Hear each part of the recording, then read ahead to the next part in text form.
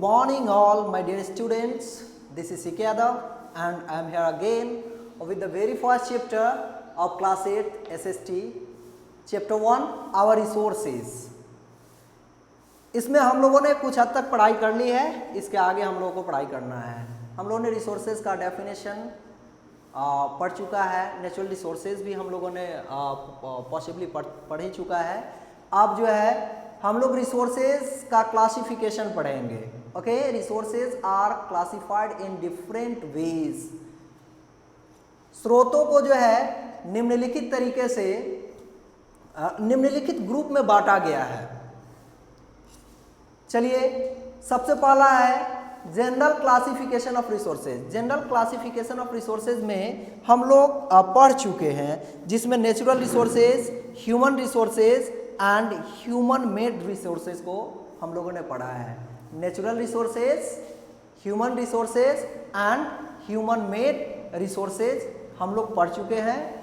Second हम लोग को देखना है क्लासिफिकेशन बेस्ड ऑन एग्जॉस्टिबिलिटी।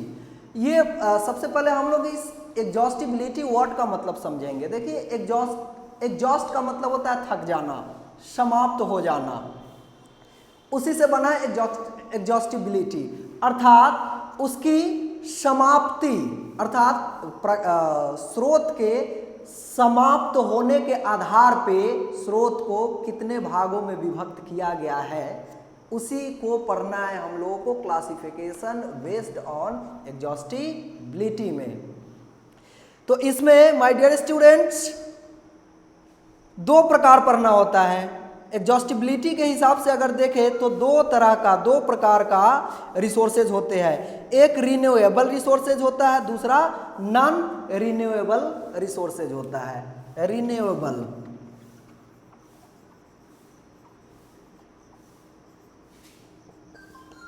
दूसरा होता है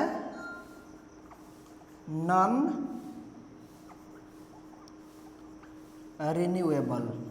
देखिए, renewable, this word consist of two different word, that is re and new. Re मतलब पुनः और न्यू मीन्स नया, अर्थात वैसे स्रोत जिसका एक बार प्रयोग करने के बाद फिर दोबारा उसका प्रयोग हम कर सकते हैं। एक बार यूज करने के बाद भी दोबारा यूज कर सकते हैं, अर्थात उसको रिन्यू किया जा सकता है, मतलब दोबारा से नया कर दिया जा सकता है और पहले की भांति वो यूज में आएगा जैसे कि वो पहले भी आया है, तो वो रिन्यूएबल रिसोर्सेज होता है। नॉन रिन्यूएबल का मतलब है जिसको हम दोबारा यूज नहीं कर सकते हैं, एक बार यूज करने के बाद उसका दोबारा यूज नहीं कर सकते हैं। देखते हैं रिन्यूएबल में there are some resources like sunlight, air and wind that can not be exhausted and are available in plenty in nature. देखिए, कुछ जो स्रोत है हमारे एग्जॉस्टिबिलिटी के हिसाब से अगर देखें तो कुछ स्रोत जैसा कि सनलाइट है, एयर है, विंड है, अर्थात सूर्य की प्रकाश, वायु,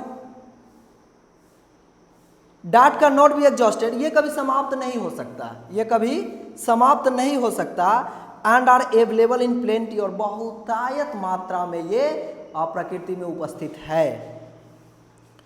These are easily replenished through natural process। ये जो है प्राकृतिक प्रक्रिया द्वारा ही स्वतः ये रिन्यू हो जाता है। जैसे आज सूर्य का प्रकाश हमें मिल रहा है, रात में सूर्यास्त, शाम में सूर्यास्त हो जाती है, रात में हमें सूर्य का प्रकाश नहीं मिलता है, लेकिन कल फिर जिसमें हम लोग को उसको रिन्यू करने के लिए कुछ भी नहीं करना होता है, वो स्वतः ऑटो रिन्यू हो जाता है, अर्थात फिर कल हम इसका इस्तेमाल कर सकते हैं। वायु सेम हेयर, वाटर, जैसे नदी वगैरह का पानी हम यूज करते हैं, वो समाप्त नहीं होती।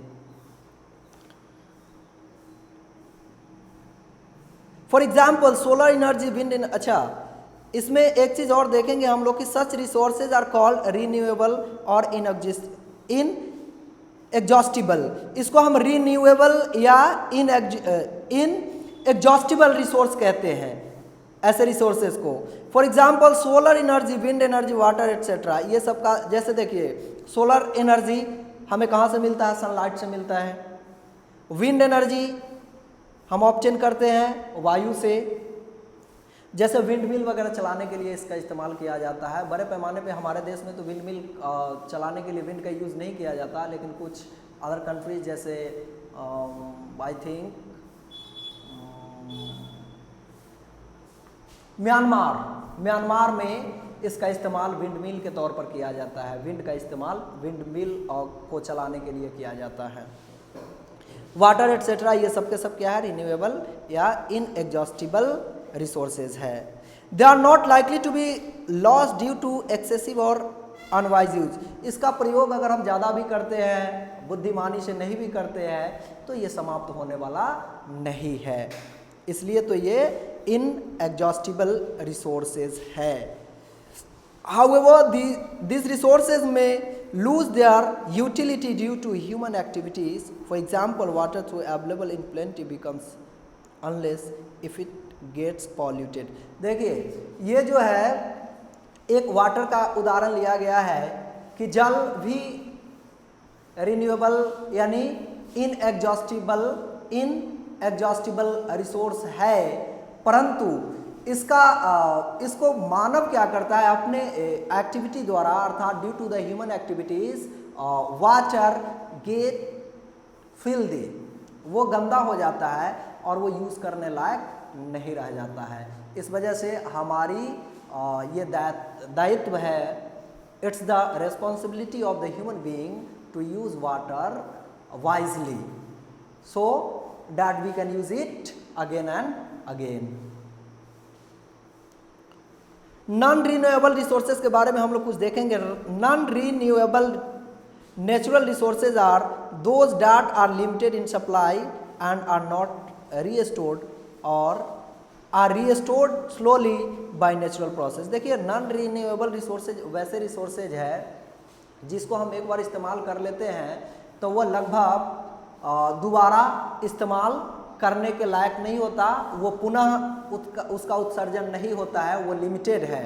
क्योंकि ये बाकी जो हम लोगों ने रिन्यूएबल देखा या फिर इनएग्जॉस्टिबल रिसोर्स जो देखा वो अनलिमिटेड है, जितना भी यूज़ करे वो मिलता जाएगा। परंतु जो नॉन रिन्यूएबल रिसोर्सेज प्रकृति में कुछ ऐसे रिसोर्सेज है जो एग्जॉस्ट एक बार हो जाते हैं तो दोबारा संभवतः वो नहीं ही होते हैं, और अगर होते भी है तो हजारों साल बाद होते हैं। उदाहरण के तौर पे हम लोग लेंगे the rate of consumption exceeds the rate of their replacement. These are depleting at an accelerating rate and very little will be left for future generations. Example are petrol, oil and coal. देखिए petrol, oil and coal. देखिए ये जो example है ये कैसे resources का example है, non renewable resources या एग्जॉस्टिबल। इसको एग्जॉस्टिबल रिसोर्स भी कहेंगे, एग्जॉस्टिबल रिसोर्सेज। ये रिसोर्स जो है एक बार यूज़ कर लेने के बाद इसका पुनः यूज़ नहीं किया जाता और इसको पुनः जेनरेट होने में बहुत समय लग सकता है, और इसलिए इसका इस्तेमाल जो हम लोग को करना चाहिए, we should use non renewable resources very wisely and because it is very limited. If we will use it blindly, then in near future, in the future generation, there will not be plenty of petrol, oil and coal. So we have to think about our new generation and we have to use these types of resources very wisely. अब next हम लोग देखेंगे classification based on origin, अर्थात उत्पत्ति के आधार पर resources का classification, अर्थात स्रोत का जो क्लासिफिकेशन है, उसका जो वितरण है, उसकी जो प्रकार है, उसको हम किसके आधार पर देखेंगे, ओरिजिन अर्थात उत्पत्ति के आधार पर। उत्पत्ति के आधार पर कैसे? देखिए उत्पत्ति के आधार पर दो प्रकार के होते हैं क्या रिसोर्सेज, एक होता है बायोटिक और दूसरा होता है नॉन बायोटिक। देखिए बायोटिक रिसोर्सेज वो सारे रिसोर्सेज हैं जो हमें लिविंग बीइंग से प्राप्त होता है।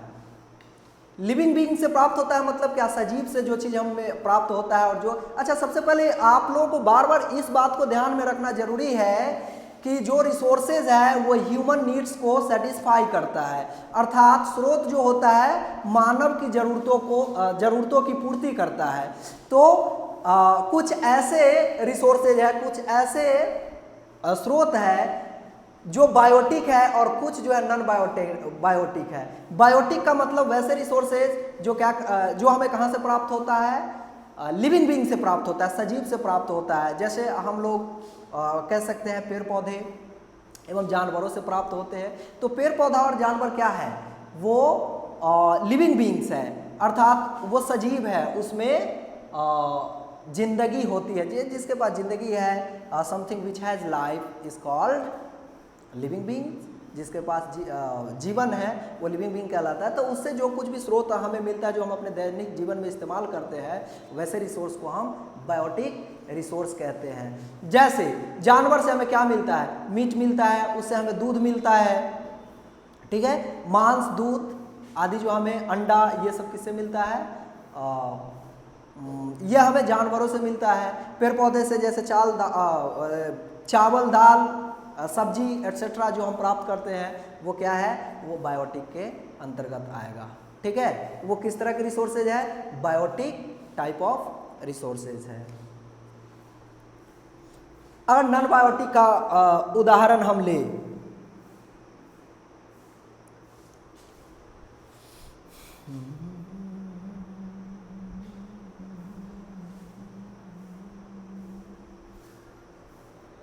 अच्छा, जो बायोटिक है वो रीन्यूएबल भी है। जो बायोटिक है वो रीन्यूएबल भी है, अर्थात हम एक सर्टेन पीरियड ऑफ टाइम के लिए उसका उपज करते हैं। फिर वो, जैसे मान लीजिए कि मवेशी रखे हैं, उसका दूध हम सुबह में निकाल लेते हैं, फिर शाम में उसको निकाल सकते हैं, मतलब रीजेनरेट हो जाता है मवेशी में दूध। अब जैसे पेड़ पौधे हैं जिससे जैसे फल हमें प्राप्त होता है, फल प्राप्त होता है, उससे हमें सब्जियां प्राप्त होती है। तो फल और सब्जियां जो हमें प्राप्त होती है, चावल, दाल एट्सेट्रा जो हमें प्राप्त होती है, जैसे एक सीजन में हमने उपज किया सॉइल में, फिर उसका कंज्यूम हम कर ही रहे हैं, तब तक फिर उसका एक समय आता है, फिर उसको उपज किया जाता है, अर्थात उसको रिन्यू हम कर लेते हैं, तो वो रिन्यूएबल रिसोर्स कहलाएगा। नॉन बायोटिक को हम एबायोटिक भी कहते हैं, एबायोटिक रिसोर्स। एबायोटिक क्या होता है, these are obtain from the non living और फिजिकल इन्वायरमेंट। ये हमें नॉन लिविंग या फिजिकल इन्वायरमेंट से मिलता है, भौतिक वातावरण से मिलता है, यह हमें निर्जीवों से मिलता है। ठीक है, उदाहरण ले तो land, water and rocks and minerals are abiotic resources. Land, water, rocks, minerals, ये सब क्या है, एबायोटिक रिसोर्सेज है। क्यों? क्योंकि ये हमें नॉन लिविंग से ऑब्टेन्ड होता है, ये हमें नॉन लिविंग से प्राप्त होता है। मैन यूज देम डायरेक्टली और indirectly to satisfy his needs. अपने जरूरतों को पूरा करने के लिए मानव इसका इस्तेमाल प्रत्यक्ष या अप्रत्यक्ष रूप से करता है। Some abiotic resources like minerals are non renewable. देखिए कुछ जो एबायोटिक रिसोर्सेज है, जैसे कि उदाहरण लेते हैं हम मिनरल्स का, तो ये क्या है, नॉन रिन्यूएबल है। मिनरल्स का इस्तेमाल अगर एक बार हम कर लेते हैं, दोबारा वो हमें प्राप्त नहीं होता। While some of them like water and air are renewable. देखिए वाटर और एयर क्या है, ये एबायोटिक रिसोर्स है, ये नॉन लिविंग से हमें प्राप्त होता है, नेचर से हमें प्राप्त होता है, लेकिन फिर भी ये क्या है, रिन्यूएबल है। Classification based on their development and use. देखिए अब फोर्थ नंबर हम लोग पढ़ेंगे, classification based on development and use. इसका विकास एवं प्रयोग के आधार पर विभाजित किया गया है। कुछ स्रोतों को उसके विकास एवं प्रयोग के आधार पर विभाजित किया गया है। इसके कितने प्रकार होते हैं, there are 4 types of 4 types of classification based on development and use. पहला है एक्चुअल रिसोर्सेज, दूसरा है पोटेंशियल रिसोर्सेज, थर्ड है reserve and fourth stocks. So one by one we will do it, we will see it. पहला actual resources की अगर हम बात करें तो resources which quantities are known and which are being used by man are called actual resources. देखिए actual resources वैसे resources है जिसकी क्वांटिटी, जिसका मात्रा हमें मात्रा का हमें ज्ञान है, यानी जानता है लोग कि ये किस मात्रा में है, किस मात्रा में है, उसकी खान होती है जो पता है कि कहाँ से ये प्राप्त होती है और किस मात्रा में ये प्राप्त किया जा सकता है। तो वैसे रिसोर्सेज को हम क्या कहते हैं? एक्चुअल रिसोर्सेज कहते हैं। फॉर एग्जाम्पल अगर उदाहरण ले, the coal reserve in Jharkhand is an actual resource. जो झारखंड का कोयले की खान है वो क्या है? एक एक्चुअल रिसोर्स है। क्यों? क्योंकि it is known to the people of our country that in what amount is it available in that mines. For example, the coal reserve in Jharkhand is an actual resource. We know how much coal is there in the coal mines. उस coal mines में कितना कोल है ये हमें पता है। और जब हमने बताया कि जिस रिसोर्स की क्वांटिटी हमें पता हो वो रिसोर्स कैसा रिसोर्स कहलाता है? वो रिसोर्स कहलाता है एक्चुअल रिसोर्स।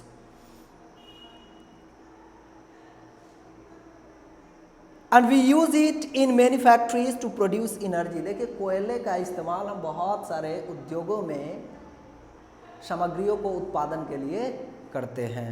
सिमिलरली उसी प्रकार water flowing through the Ganges is an actual resource. जो पानी गंगा से बहती है वो भी हमारा एक्चुअल रिसोर्स है। कैसे? Because we are using this water for many purposes, क्योंकि इसका इस्तेमाल हम कई उद्देश्यों में करते हैं। The rich deposits of petroleum in the West Asia, the dark soil of the Deccan Plateau in Maharashtra are some other examples of actual resources. Second हम लोग देखेंगे potential resources. Potential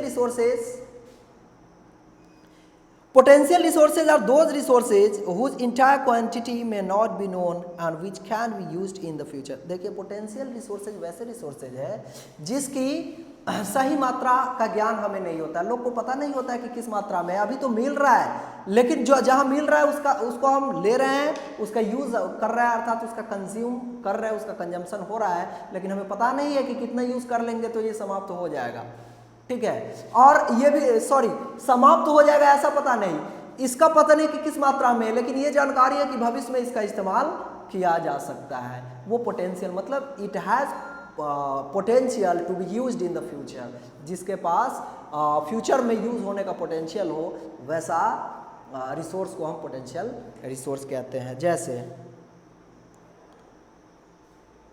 the level of our technology and present में not be advanced enough to easily utilise this resources. देखिए आज जो है हमारा जो लेवल ऑफ टेक्नोलॉजी है, जो साइंटिस्ट है, साइंस एंड टेक्नोलॉजी है, उसका अप्रोच वहाँ तक नहीं हुआ है कि कुछ ऐसे भी रिसोर्सेज है जिसका इस्तेमाल किया जा सकता है। वो अभी किया तो नहीं जा रहा है, लेकिन उसमें पोटेंशियल है कि उसका प्रयोग भविष्य में किया जा सकता है अगर ज़रूरत पड़े और उसकी खोज की जाए तो। The uranium found in Ladakh is an example of potential resources that can be used in future, जिसका इस्तेमाल भविष्य में किया जा सकता है। किसका? जो लद्दाख में यूरेनियम पाया जाता है, जो यूरेनियम का माइन वो बन जाएगा फ्यूचर में। When the science and technology will advance in near future we can use those types of resources, so it has potentiality to be used in the future. Such types of resources come under potential resources. High speed winds were potential resources 200 year ago. 200 साल पहले अगर बात करें तो high speed जो wind है, जो तेज हवा चलती है, देखिए ये आपको समुद्र तटीय क्षेत्रों में तेज हवा चलती है, वो हवा का इस्तेमाल हम लोग उस समय अर्थात 150-200 साल पहले नहीं कर पाते थे, लेकिन उसमें पोटेंशियलिटी थी कि भविष्य में यूज हो सकता था, ऐसा मानना था लोगों का। और आज देखिए कि हम उसको विंड एनर्जी के रूप में इस्तेमाल करते हैं। अर्थात 200 साल पहले स्पीड विंड क्या था, एक पोटेंशियल रिसोर्स था, लेकिन आज वो एक्चुअल रिसोर्स हो चुका है। High speed winds were potential resources 200 year ago, but today they are an actual resource. मैंने अभी बताया आपको कि 5-2 साल पहले वो एक्सपेक्ट किया जाता था कि इसका इस्तेमाल भविष्य में किया जा सकता है अगर साइंस एंड टेक्नोलॉजी एडवांस करे, और आज ये एक्चुअल रिसोर्स बन चुका है। Netherlands is using this actual resource in wind mills to generate energy. Netherland जो एक कंट्री है वो विंड मिल चलाता है, किसका इस्तेमाल करके, हाई स्पीड विंड का इस्तेमाल करके। और उससे क्या होता है, actual resources in wind mills to generate energy. Wind mills में ये एनर्जी उत्पन्न करता है, ये ऊर्जा प्रदान करते हैं। रिजर्व को देखेंगे हम लोग, classification based on reserve, based on development and use में ये थर्ड ग्रुप होगा जो है reserve. Resources which can be put into use with the help of existing technology but their use has not been started are called reserves। देखिए ये भी जिसका भविष्य में इस्तेमाल कर सके, लेकिन अभी इसके बारे में कोई ज्ञान हमें नहीं है, परंतु भविष्य में इसका इस्तेमाल निश्चित तौर पे किया जाएगा। तो ऐसे एनर्जी को क्या कहेंगे, रिजर्व। जो रिजर्व है उसका इस्तेमाल किया जाएगा। They can be used in the future, example more reverse can be used for generating electricity. जैसे अभी कुछ ही नदियों का इस्तेमाल पनबिजली उत्पन्न करने के लिए वाटर एनर्जी के रूप में यूज़ होता है, जिसको पनबिजली उत्पन्न किया जाता है। वैसे ही भविष्य में बहुत सारे नदियों का इस्तेमाल करके क्या किया जाएगा, पनबिजली उत्पन्न की जा सकती है। तो वैसे सोर्सेस को हम क्या कहेंगे, रिजर्व कहेंगे। Stocks, these are the reserves which have the potential to satisfy human needs but we do not have appropriate technology to access it. फिर जब टेक्नोलॉजी एडवांस करेगा तो उसका भी इस्तेमाल करेंगे हम। Classification based on ownership resources. देखिए मालिकाना, ऑनरशिप का मतलब क्या होता है, मालिकाना यानी स्वामित्व के आधार पर विभक्त किया गया है इन स्रोतों का। तो जिन स्रोत का विभाजन अर्थात उसकी क्लासिफिकेशन स्वामित्व के अर्थात ऑनरशिप के आधार पर किया गया है, उसको देखेंगे हम लोग। Individual resources, these are those resources which are owned privately by individuals, for example a plot of land, a car, etc. ये क्या है, किसका उदाहरण है, ये उदाहरण है इंडिविजुअल रिसोर्स का जो व्यक्तिगत रूप से इस्तेमाल किया जाता है। यानी जिसका कार है वही इस्तेमाल करेगा और जिसके लैंड है वो वही उस पर फसल उगाता है। Community resources, when we talk about community resources, those resources which belong to the community of people are called community resources. देखिए एक समुदाय का हक होता है वैसा स्रोत जिस पे एक व्यक्ति का नहीं, पूरे राज्य का नहीं, बल्कि एक खास समुदाय का हक उस पे होता है, अधिकार उस पे होता है, वैसे रिसोर्स को हम क्या कहते हैं, कम्युनिटी रिसोर्सेज कहते हैं। उदाहरण स्वरूप ले तो इन रूरल एरियाज, ग्रामीण क्षेत्रों में पीपल से कॉमन वेल्स, लोग क्या करते हैं, एक समुदाय के लोग एक खास कुएं का इस्तेमाल करते हैं। पॉन्ड्स, तालाब का, and in urban areas parks, picnic spots, community halls etcetera.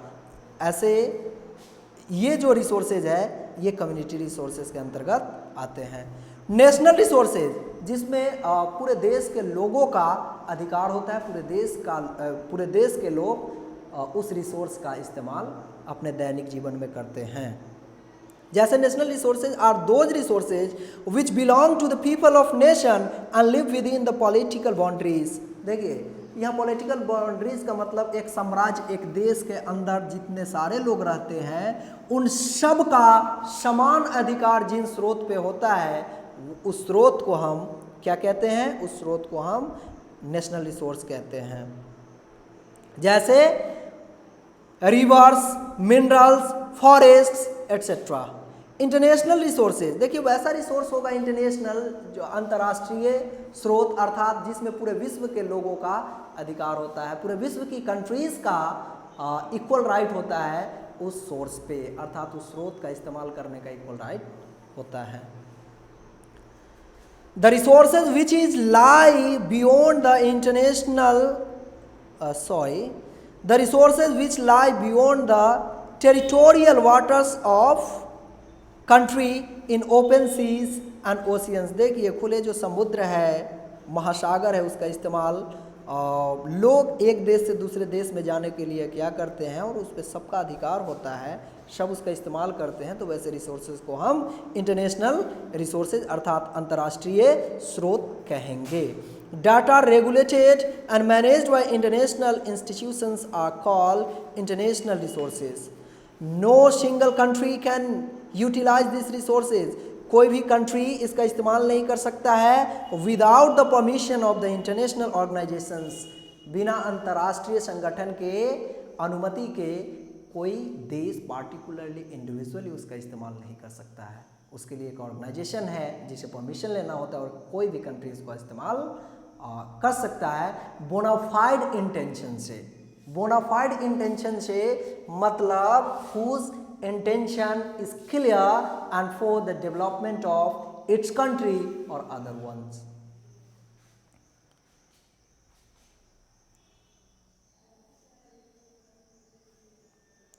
जैसे resources with the permission of the international organizations, mineral resources, fisheries etc.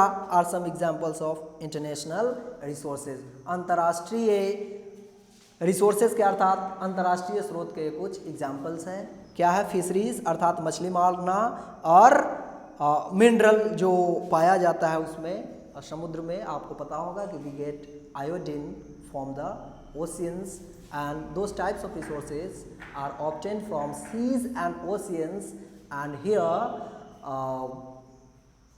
all the countries of the world can use that resource with the permission of international organization. So this way, my dear student, we discussed about the classification of resources, and in next video we will learn conservation of resources अर्थात स्रोतों के बचाव, रख रखाव, उसको कैसे हम conserve कर सकते हैं, कैसे हम प्रोटेक्ट कर सकते हैं, वो हम लोग पढ़ेंगे नेक्स्ट वीडियो में।